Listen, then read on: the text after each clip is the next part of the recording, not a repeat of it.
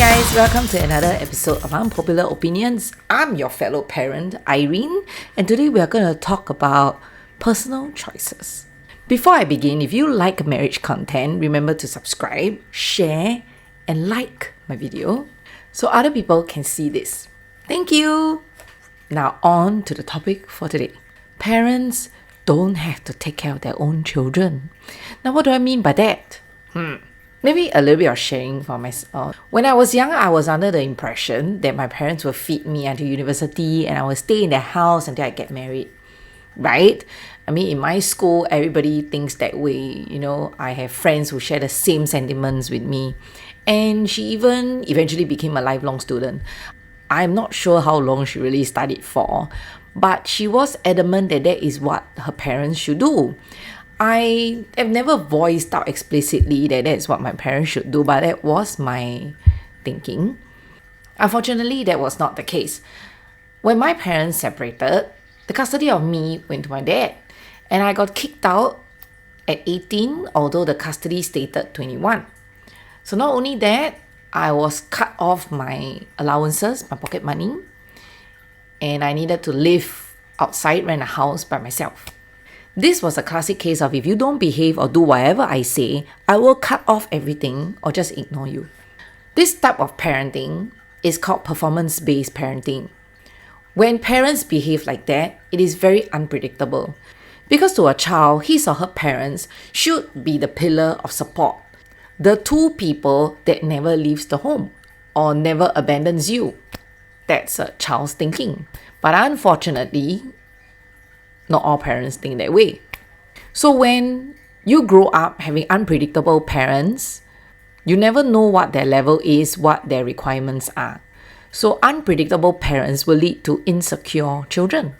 Another type of parents will actually put their unfulfilled dreams on their kids. They will force the kids to go through what they couldn't do.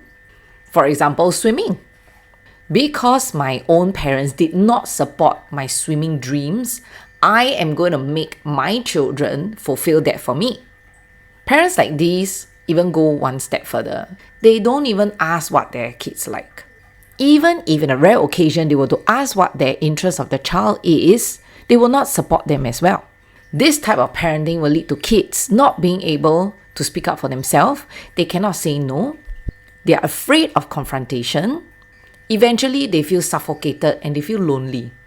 Some of you may say, children will grow out of it one lah, please lah. Not true. I've known of young adults who refuse to excel because their parents are not going to recognize it. Their parents are not happy for them. So like, don't want lah. I do so well. My parents also don't support me. My parents also won't come for my graduation ceremony. My parents also wouldn't acknowledge my efforts. I know of people like that.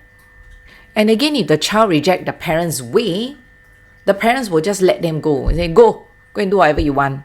Even if they are 16 years old. Where they have no social skills, they have no survival skills. They just throw the child. Whatever lah, you don't want to listen to me, then I don't care about you anymore. There are parents like that.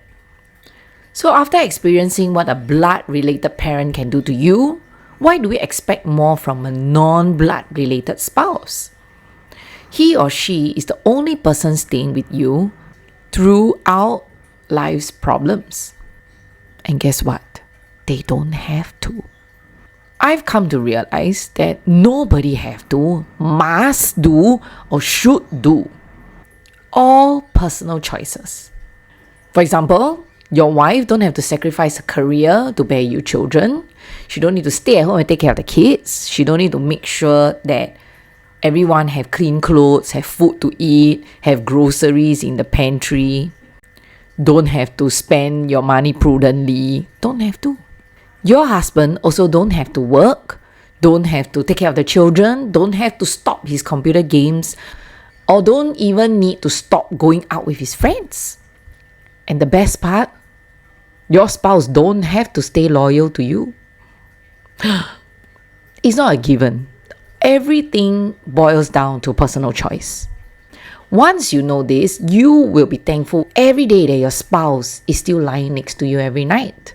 So being appreciative, saying some nice words, buying a small little thing to let them know that you thought of them wouldn't cost you much, but it goes a long way. When I realized my husband's love language is words of affirmation, I asked myself, why is so stupid?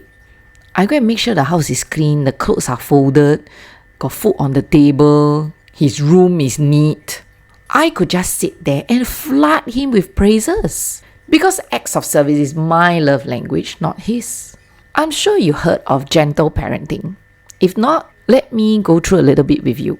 Due to our traumatic childhood, we usually do inner vows. And inner vows are very dangerous. For example, we will say things like, I will never do that to my children. I will never do this. I will never do that. This type of inner vows, right, sometimes cause more harm than good. When we have kids of our own, we tend to become more gentle, more accepting, more compromising, or we refuse to discipline because it's too harsh on them. We are overcompensating so much until they are raised so poorly now. They become disrespectful, rude, self-centered, arrogant because they are overly sheltered, or they are pampered and entitled because we indulge them. So what happens to our kids? Raising children this way has eventually made them mentally weak, where they cannot take criticisms, they cannot take hardships, they cannot fail. They even have to replace the word fail with some other words to sugarcoat it. This is gentle parenting overdone. Instead of gentle parenting, we should do gentle spousing. Now, what do I mean by that? I've heard this pastor saying this. Complain and don't criticize. You can't criticize, but you can complain. Well, what's the difference? Complaining is about me, criticizing is about you. So here's two times. So Karen says something to me that upsets me. And I go up to Karen and I say to her, hey Karen, this morning in the kitchen, you said something to me and it upset me. I know you probably didn't mean anything by it. Can I tell you how it made me feel? It made me feel like you were getting back at me for yesterday. I know you probably aren't, but it made me feel that way. Okay, so would you mind talking to me about that? That's complaining. It's about me. I'm not accusing you of anything. This is about me. I would just like to talk, okay? So you don't feel threatened. This is criticizing. You know, Karen, we had that conversation in the kitchen this morning, and I know exactly what you're trying to do. You haven't forgiven me for yesterday because you never do. You never do. And so you said that to just kind of goad me and get to me because you still hadn't forgiven me. And you know something? I'm sick of it. I'm sick of the way you treat me and all this kind of stuff. And the judge and jury have met and we've decided you're guilty. And if you'll go ahead and confess, we'll go easy on you. That is so true. We allow strangers to complain and verbally abuse us until we have to put a sign there to stop them. And we still reply them courteously, you know. But we berate our spouses? Excuse me, what did that customer do for you? So in a nutshell, let's do gentle spousing first. Because with a marriage loving and stable, we will have healthy kids. We don't need to do gentle parenting. So gentle spousing is one stone hit two birds. So that's my opinion. Give me a thumbs up if you like my opinions. Please also subscribe, like, and share this piece of revelation to a friend who needs this. You can also comment down below if you disagree or let me know what opinion you want to hear next. Please also remember to follow my TikTok if you would like to know more nuggets of information.